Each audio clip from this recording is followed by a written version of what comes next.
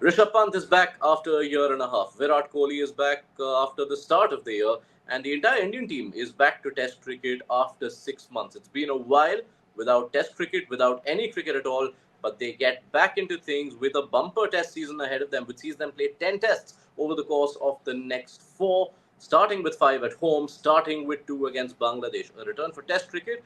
Speaking of comebacks, we also have Sanjay Manjrekar making a comeback on ESPN Cricinfo. Sanjay, thank you so much. Great to see you. Been a while. Been a while without Indian cricket. That doesn't happen too often. Yeah, and welcome break, maybe for certain, tired players who wanted a break, and a good break for me as well. We also experience what the players experience as burnout, just following cricket and commenting on it. So yeah, in the last few months, there's nothing that I've said that has stirred up anyone because I've not said anything. Yeah, well, we waited long enough. And when you were Mhm. mentioning players, I was wondering when you'll add broadcasters or even those of us who work in it. The break was welcome Yeah, for everyone, I guess. But yes. while there are so many people coming back, let's start with the first because for a new coach, it's his first assignment in Test cricket. Gautam Gambhir, who doesn't have any prior red ball coaching experience, who has quite a raw setup with him in the sense that barring Mone Morkel, there's none of his assistants who've coached in international cricket. He gets to start his test coaching career, Sanjay, with five matches at home, then five in Australia. So at the same time, quite a big challenge as well as a big opportunity to blend into this setup over these next few months. You know my views on coaches in our sport in cricket where they have limited sort of impact. Rahul Dravid, did a fantastic job, and that win in the T20 World Cup was like something that he needed. As a parting gift, he put his heart and soul in the game, and same can be expected from Gautam Gambhir. I've known him over the last 3-4 years. He's worked with us as well on ESPN Cricinfo. So he's a guy who reads the game really well. Uh, One of those very few people who can be clinical about Indian cricket and not too emotional. So yes, he's an interesting personality, but I've always believed that, like the captain, and in fact, maybe not as much the captain, but the coach is as good as the team. So Indian cricket is in a great state, and I believe that should continue no matter who the coach. What we see of Gambhir is the public persona as a player and as an expert in television. Now, when he gets into that team as coach, I'm sure somewhere he will change his ways a little bit. He'll think differently, and plus that relationship between captain and coach is such a private thing that you have no idea, how both of them are going to evolve in this relationship together. There was a very clear sort of evidence that Rohit Sharma and Rahul Dravid will look pretty good together. We'll come to know when Virat and Ravi were together. Some of the decisions, especially when it came to picking the playing 11, gave you an idea about how much of an influence the coach had over the captain in the playing 11. I think you'll start getting an idea about their dynamics with the kind of selections that they make, not so much results. Right. So we'll wait on that. But the one thing that's good for Gambhir is that he gets to call upon a full strength first choice batting lineup. And it's been a while, Sanjay, since India have gone into a test match or a test series with all their batting resources available. Kohli and Rahul didn't play in the England series. Rahul played only one game. But most notably, Rishabh Pant, such a vital cog in India's test match machinery, is back. How big is it for India and for Pant himself? Huge. Before that accident, Rishabh Pant had, I think, 3 years at the test level where he clearly showed, no matter where the test was played, that he was India's number one test batter by far. And that's saying a lot considering the other players in the team. So that is the kind of impact that he had. And it seems like that's the format that he is making more of an impression in.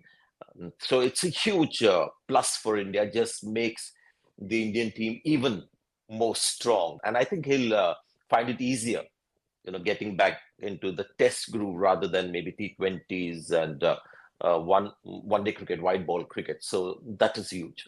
And since you point out that England series, which was the last time India were playing tests, think of also the difference in the middle order now all of a sudden, Sanjay, because India were pretty much trying a new batter every game. They were forced to, and the debutants did well.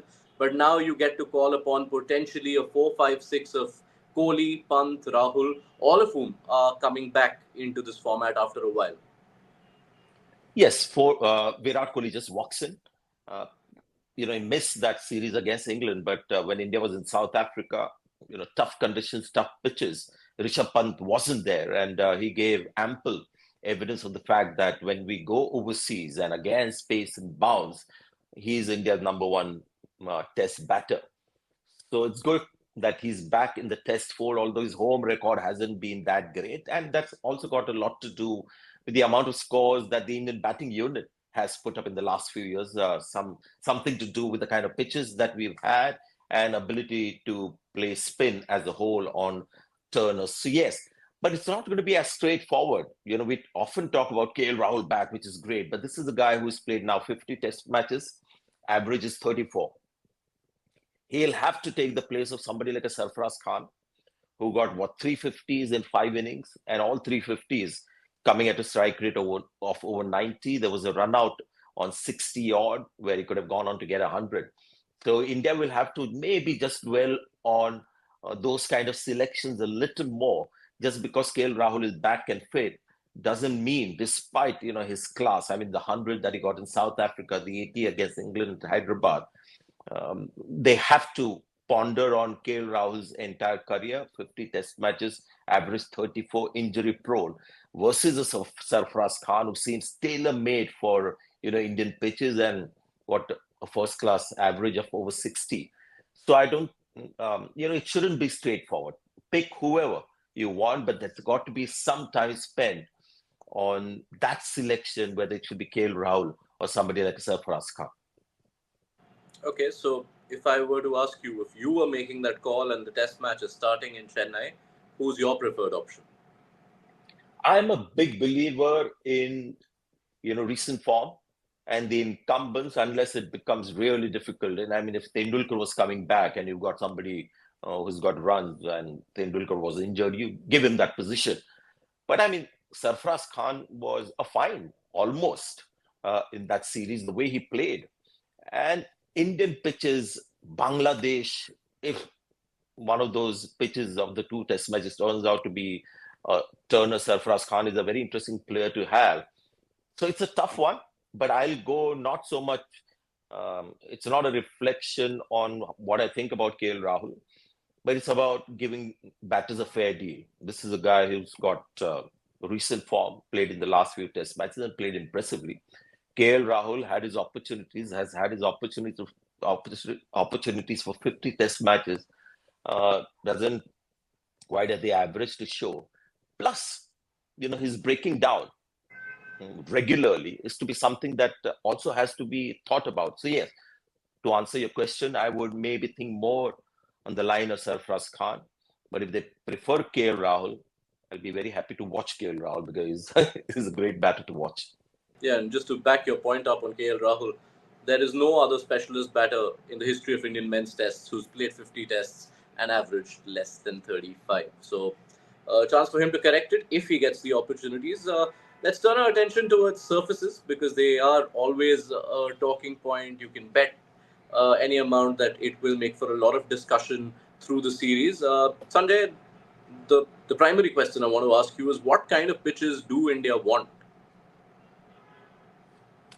Now, this is going to be fun and this is going to be tricky because until now, it was a bit of a no-brainer. Against New Zealand, we know what kind of pitches we'll get. Bangladesh, you give them a turner, there are two things that will happen.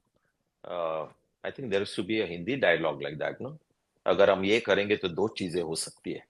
In one TV serial, I remember. You can edit this out. But,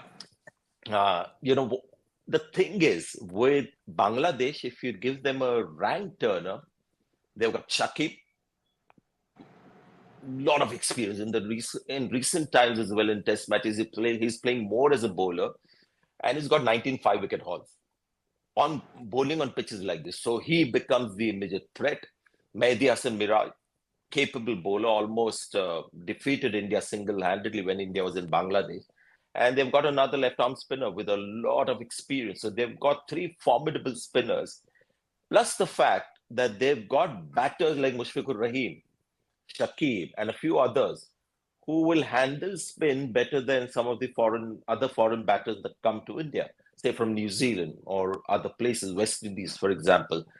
So I have a feeling India might go with pitches that are more sort of seam friendly, which eventually flatten out because you can't have a green top and a seam friendly pitch for 5 days in India with the kind of conditions that we have. So India might go that way. The thing is, Indian batting also has struggled a bit on turning pitches. And with these three spinners there, India might just find it a little more difficult to beat Bangladesh if they give them rank turners. In a way, it might almost help India to not have rank turners then, because there's also the longer term lens of this year that you do have 5 tests in Australia. So if you prepare truer surfaces which keep pacers in it, you can also get a good look at your seamers in the mix. Yeah, good point. And I think that is likely to happen. And India is a very good team now. It's not a team that must have turners to win test matches. That's why they have a good record abroad. So even if you have pitches that start off being seam friendly on day 1 and 2 and then flatten out, India has just that much more ability. And I think Bangladesh might struggle on absolute flat pitches because India just have that much more class in their batting and bowling. Bangladesh have had a turnaround with their the performances that we saw against Pakistan. But when you look at their overall record, it's nowhere close to the kind of record that the Indian players boast of. When you look at their averages and the bowling skills, it's a team that is in form, and giving them turners might just be,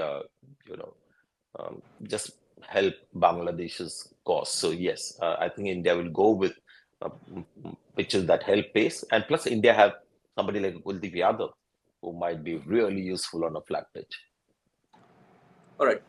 Want to stay for a bit on the fast bowling, and two parts to this. First, let's focus on the main star, Jasprit Bumrah. Managing his workload is always a conversation in Test cricket.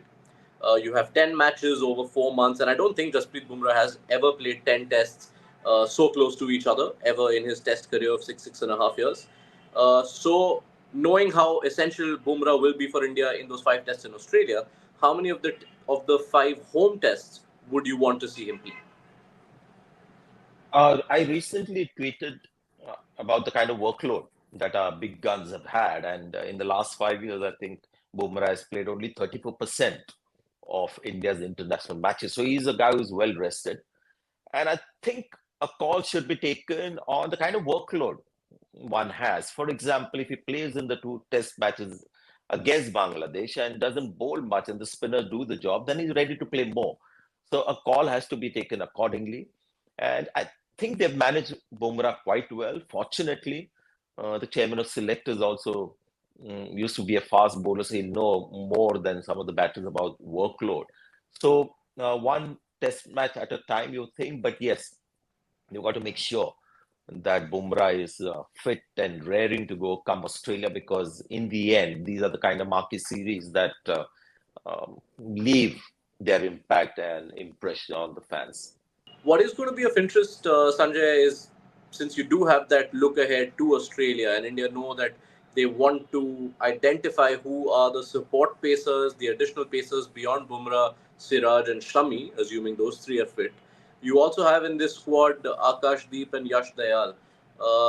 There's a need, you'd imagine, to try them out, if not immediately over the course of these 5 home tests, to know what they can deliver. That again, I think should happen. As they say, it should become an organic decision. I love to use that word these days. So if India is doing well, comfortably winning test matches, and they can afford to have a look at a Yash Dayal or somebody or an Akash Deep, because there's likelihood they might play 2 fast bowlers and play 3 spinners because there's so much quality in spin. But I would go Akash Deep first, Yash Dayal after that. And of course, when Mohammad Shami comes in, that bowling attack also looks pretty formidable. Again, Akash Deep, very impressive in that test match in Dharamshala. So he's going to be my sort of third in that food chain of fast bowlers, Bumrah, Siraj, and Akash Deep, and then yes, there. What looks like the trickier call India will have to make is who the third spinner is. Akshar Patel, especially with his batting, offers a lot, but Kuldeep Yadav was so good in the series against England. Which way would you lean? I think it's a very simple decision, really. Jadeja, Ashwin, and Kuldeep. We play three spinners because it doesn't really, affect your batting depth too much. The advantage that you get in Indian Test matches and Indian home series is the fact that Ashwin and Jadeja are very, very capable players. Jadeja more so, plus Pant is back. So India can afford to play three spinners and two pace bowlers and still have a pretty impressive batting lineup. Yeah, and I guess it's worth pointing out that in that last home series, Kuldeep Yadav was involved in a few vital batting partnerships as well, so he's proven himself. Too, okay, that's one selection question done. Just speaking on Kuldeep, a case, if you look at his test career, there haven't been too many times where he's got a lot of test matches back to back. We are edging closer to a transitional cycle where you'd imagine Ashwin and Jadeja are only around for so long. Important for India to keep playing him so that he's more naturally taken on the role of lead spinner by the time those two depart. It's actually interesting because of the way he looks. Kuldeep Yadav, we think, is a very young kid, just around 20 years old. But he's, I think, getting close to 30 now, if he isn't already 30 years old. So he's, in a way, quite senior in the amount of exposure that he's had as a bowler. Plus, if Jadeja, Ashwin are not playing every international match that India plays, Jadeja has already quit T20 international, they'll still have a lot in them, and there are no signs that you see that they are sort of that last phase of their career is being seen very obviously. So uh, it will just happen, you know, well, I mean, with Jadeja's fitness, who knows? He might play for quite a while. So I don't think there's any planning that needs to be done. I just hope that the selectors have found some exciting spinners to take over from these three that we currently have. One quick thoughts from you around Bangladesh. How impressive they were in Pakistan. How much more complete they look as a test unit compared to previous Bangladesh sides we've seen. And what does that mean in terms of how much they could challenge India compared to what we've seen in the past? Again, with all due respect to Pakistan, just because they've beaten Pakistan, they don't become a threat to India because Pakistan, unfortunately, is not the force that they used to be. The two main events in that series for me was when in that first test match when both teams got over 400 runs. The second innings, Pakistan were skittered out for about 100 or something under 150 or 200. And that is where, you saw some, spark in Bangladesh's bowling in the way they got Pakistan all out for a small score on a pretty good pitch. The same repeated in the second test where it was a much low scoring test match, but there was another collapse which made Bangladesh's job in the final innings very easy. And that collapse, I think, is something that you've got to take into account, is that there were two fast bowlers involved in were responsible for that batting collapse of Pakistan. Nahid Rana and Hassan Mahmood that we saw in Sri Lanka as well. So it were the seamers in subcontinent conditions that initiated the collapse. So that is a big, huge development for Bangladesh, and that makes them more of an all-round side.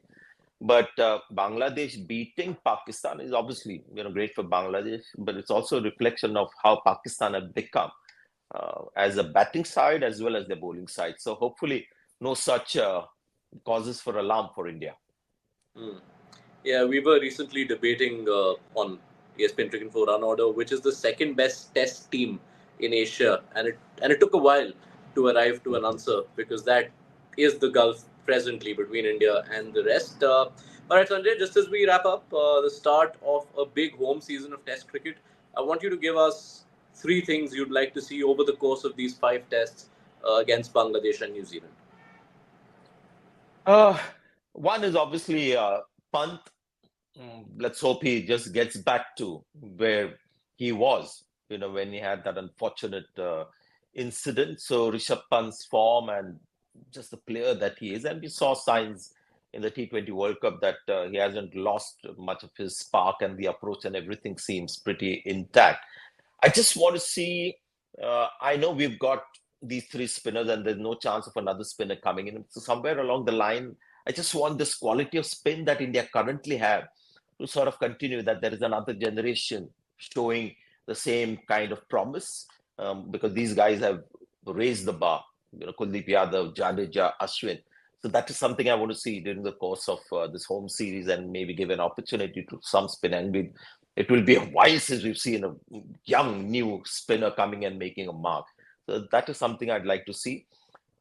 Shubman Gill was, proved himself beyond doubt in that test match against England. So amongst the younger players, all of them have proved themselves. Dhruv Jurel, Sarfaraz Khan, Yashasvi Jaiswal, Shubman Gill. So nothing much really. Seam bowling looks fine. So yeah, if I have to, it will be Rishabh Pant's batting in test cricket. And somewhere along the line, we see another sort of exciting, spinner come through the ranks. All right, we will leave it there, and we'll hope we get to see those things you want to see and so much more over the course of this Thank you. test season. Sanjay Manjrekar will be with us through the length of the Bangladesh Test series, so be sure Yeah, to looking join us forward to it. on ESPN Cricinfo Match Day. Thank you, Sanjay, for your time.